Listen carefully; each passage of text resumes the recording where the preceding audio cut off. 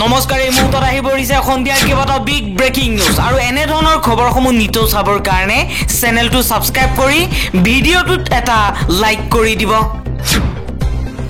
এই মুহূৰ্তত জনাইছো এটা ব্ৰেকিং নিউজ। বাংলাদেশক লৈ ক্ষোভিত হৈ পৰিছে বিজেপিৰ বিধায়ক মৃণাল শইকীয়া। মৃণাল শইকীয়াই কৈছে বাংলাদেশক আক্ৰমণ কৰি পাকিস্তানৰ হাতত গতাই দিব লাগে। বাংলাদেশক আক্ৰমণ কৰি পাকিস্তানক গতাই দিবলৈ ভাৰত চৰকাৰক আহ্বান জনাইছে বিধায়ক মৃণাল শইকীয়াই। কুৰবানী ঈদত এতিয়াৰ পৰা গৰু কুৰবানী দিব নোৱাৰিব। গৰু কুৰবানী কৰিবই লাগিব বুলি কোৰাণত নিৰ্দেশনা দিয়া নাই। গতিকে এতিয়াৰ পৰা কুৰবানী ঈদত গৰু কুৰবানী কৰা বন্ধ হওক, ছাগলী কৰক। এবাৰ এই দাবী জনাইছে বিতৰ্কিত লেখিকা শিকা শৰ্মাই। শিকা শৰ্মাই কৈছে অসমত গৰু কুৰবানী কৰিব নোৱাৰিব। কোৰাণত নিৰ্দেশনা দিয়া নাই যে গৰু কুৰবানী দিব লাগিব, ছাগলী কুৰবানী দিয়ক। সনাতনী হিন্দুৱে গৰুক মাতৃ বুলি গণ্য কৰে, সেইবাবে গৰু কুৰবানী বন্ধ কৰাৰ দাবী জনাইছে শিকা শৰ্মাই। গো মাংসক লৈ পুনৰবাৰ মন্তব্য কৰিছে মুখ্যমন্ত্ৰী হিমন্ত বিশ্ব শৰ্মাই। এতিয়াৰ পৰা গাই গৰুৰ পৰা মাইকী গৰুহে জন্ম হ'ব। গাই গৰুৱে মতা পোৱালি জন্ম দিব বুলি আপোনালোকে চিন্তা কৰিব নালাগে। কেৱল মাইকী গৰু জন্ম দিবৰ বাবে চৰকাৰে আৰম্ভ কৰিছে বিশেষ টীকাকৰণ। যুৱক যুৱতীসকলক পশুপালনত গুৰুত্ব দিবলৈ পৰামৰ্শ মুখ্যমন্ত্ৰী হিমন্ত বিশ্ব শৰ্মাৰ। গাহৰি পালকসকলৰ বাবেও চৰকাৰে আনিব বিশেষ আঁচনি।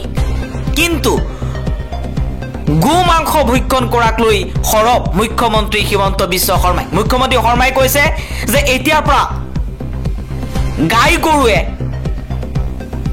মাইকী গৰুহে জন্ম দিব। চৰকাৰে বিশেষ টীকাকৰণ আৰম্ভ কৰিব অসমত। বাংলাদেশৰ অন্তৱৰ্তীকালীন চৰকাৰৰ মুৰব্বী মহম্মদ ইউনুছ চৰকাৰক অবৈধ অসাংবিধানিক আখ্যা শ্বেখ হাছিনাৰ। প্ৰথমবাৰৰ বাবে শ্বেখ হাছিনাৰ অডিঅ' বাৰ্তা জনসমাৱেশত। লণ্ডনৰ জনসমাৱেশত শ্বেখ হাছিনাৰ বাৰ্তা ইউনুছ চৰকাৰক অবৈধ অসাংবিধানিক আখ্যা দিছে। জানুৱাৰীৰ ভিতৰত সলনি হ'ব বাংলাদেশৰ ৰাজনীতি। এইবাৰ ইউনুছ চৰকাৰক হুংকাৰ দি শ্বেখ হাছিনাৰ অডিঅ' বাৰ্তা। পদত্যাগ কৰা নাই শ্বেখ হাছিনাই, এই বুলিও অডিঅ' বাৰ্তাত তেওঁ জনসমাৱেশত এই মন্তব্য কৰিছে লণ্ডনত। বন্দুক কেতিয়াও বিপদত নেপেলাই ৰাছিয়াই। বিপদত পৰি চিৰিয়াৰ ৰাষ্ট্ৰপতি বছৰ আল আছাদক আশ্ৰয় দিলে ৰাছিয়াই। আমেৰিকাক নীতি শিক্ষা ৰাছিয়াৰ ৰাষ্ট্ৰদূতৰ। এক ডাঙৰ খবৰ জনাই আছো। এইবাৰ চিৰিয়াৰ ৰাষ্ট্ৰপতি ৰাছিয়াত আশ্ৰয় লৈ আছে। ৰাছিয়াৰ ৰাষ্ট্ৰপতি ভ্লাদিমিৰ পুটিনে আশ্ৰয় দিছে চিৰিয়াৰ ৰাষ্ট্ৰপতিক। আমেৰিকাৰ বিৰুদ্ধে যিখন দেশেই যাব সেইখন দেশকে সমৰ্থন কৰিব ৰাছিয়াই। এইবাৰ চিৰিয়াৰ ৰাষ্ট্ৰপতিক আল আছাদক আশ্ৰয় দিছে ৰাছিয়াই। আমেৰিকাক নীতি শিক্ষা দিয়াৰ বাবেই এতিয়া এই পন্থা লৈছে ৰাছিয়াই। যোৱা 10 বছৰে মুছলমানৰ ওপৰত অত্যাচাৰ চলি আছে। ভাৰতবৰ্ষত মোদী চৰকাৰ অহাৰ পাছৰ পৰাই মুছলমানৰ ওপৰত দুগুণ অত্যাচাৰ বৃদ্ধি পাইছে। হিন্দুত্বৰ নাম লৈ একাংশই বদনাম কৰিছে হিন্দু ধৰ্মক। জম্মু কাশ্মীৰৰ প্ৰাক্তন মুখ্যমন্ত্ৰী মেহবুবা মুফতিৰ কন্যা ইলতিজা মুফতিৰ এই মন্তব্য।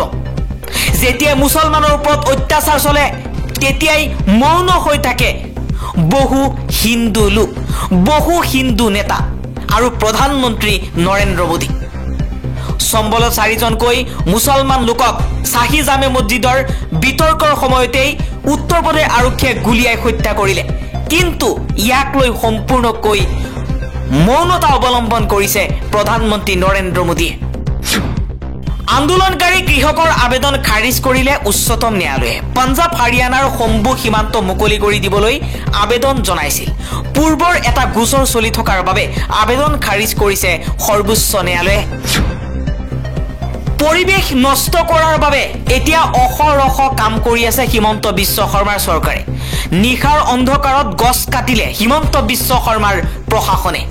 দেওবাৰে নিশা উৰণ হেতুৰ নামত ভৰলুত 10 জোপাতকৈও অধিক গছ কাটি তহিলং কৰিলে প্ৰশাসনে কেইদিনমান পূৰ্বে ভৰলুত বিভিন্ন দল সংগঠনে প্ৰতিবাদ সাব্যস্ত কৰিছিল এফালে মানুহৰ উন্নতিৰ বাবে মানুহৰ সুবিধাৰ বাবে উৰণ হেতু নিৰ্মাণৰ কাম কৰি আছে অসম চৰকাৰে আনফালে গছ কাটি তহিলং কৰিছে হিমন্ত বিশ্ব শৰ্মা চৰকাৰে গছ থাকিলেহে আমি থাকিম কিন্তু গছ কাটি শেষ কৰি মানুহৰ সুবিধা হোৱাকৈ উৰণ হেতু নিৰ্মাণ কৰিলে মানুহৰ কি উপকাৰ হ'ব কিমান উপকাৰ হ'ব যদি গছেই নাথাকে মানুহ কেনেকৈ জীয়াই থাকিব যদি মানুহেই নাথাকে উৰণ হেতু বনাই কি লাভ দিল্লীত পুৱাই আতংক 40খনতকৈও অধিক বিদ্যালয়লৈ বোমা আক্ৰমণৰ ভাবুকি বন্ধ কৰা হৈছে পাঠদান পুৱা 7 বজাত বিদ্যালয় খোলাৰ লগে লগে বিয়পি পৰিছে আতংক সমগ্ৰ দিল্লীৰ 40খনতকৈও অধিক বিদ্যালয়ত বোমা বিস্ফোৰণৰ ভাবুকি আহিছে বোমা আক্ৰমণেৰে বিদ্যালয়সমূহ উৰুৱাই দিয়াৰ ভাবুকি বোমাতংকৰ ফলত সকলো ছাত্ৰ ছাত্ৰীক বিদ্যালয়ৰ পৰা ঘৰলৈ পঠিয়াই দিয়া হৈছে আৰম্ভ হৈছে তালাচী অভিযান চলি আছে উচ্চ পৰ্যায়ৰ তদন্ত সংবাদ মাধ্যমৰ সূত্ৰ অনুসৰি সোমবাৰে পুৱাই দিল্লীৰ মুঠ 44খন বিদ্যালয়লৈ বোমা বিস্ফোৰণৰ ভাবুকিৰ ইমেইল প্ৰেৰণ কৰা হয় ইমেইলত ভাবুকি দিয়া হৈছে যে বোমাবোৰ সৰু সৰু গোটেই বিদ্যালয় ভৱন জুৰি সেইবোৰ লুকাই ৰখা হৈছে লগতে $30,000 নোপোৱালৈকে বোমা নিষ্ক্ৰিয় কৰা নহ'ব বুলিও হুংকাৰ দিয়ে অভিযুক্তসকলে দেশৰ 66% সংস্থাই কাম আদায়ৰ বাবে চৰকাৰী বিষয়াক দিছে উৎকোচ এবাৰ এই চাঞ্চল্যকৰ প্ৰতিবেদন প্ৰকাশ পাইছে আদানী গোষ্ঠীৰ বিৰুদ্ধে উত্থাপিত উৎকোচ কেলেংকাৰীক লৈ দেশজুৰি চৰ্চা অব্যাহত আছে তাৰ মাজতে শেহতীয়াকৈ এক সমীক্ষাত দাবী কৰা হৈছে যে ভাৰতৰ আধাতকৈ অধিক কোম্পানীয়ে ব্যৱসায় চলাবলৈ চৰকাৰক উৎকোচ দিবলগীয়া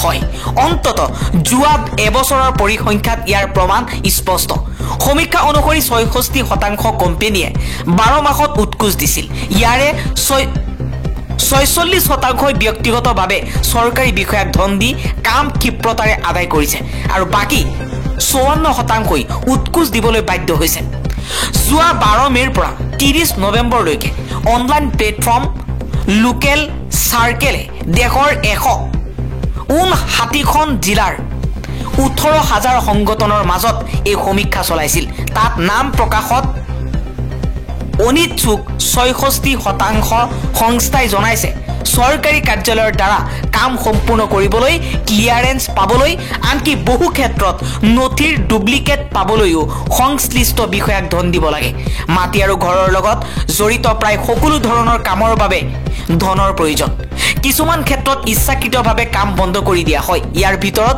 অনুজ্ঞাপত্ৰ প্ৰদান ফাইল হস্তান্তৰ আদেশ জাৰি কৰা যোগ্যতাৰ নথিপত্ৰ প্ৰদান আৰু চৰকাৰী আবণ্টনৰ টকা লাভ কৰা আদি অন্তৰ্ভুক্ত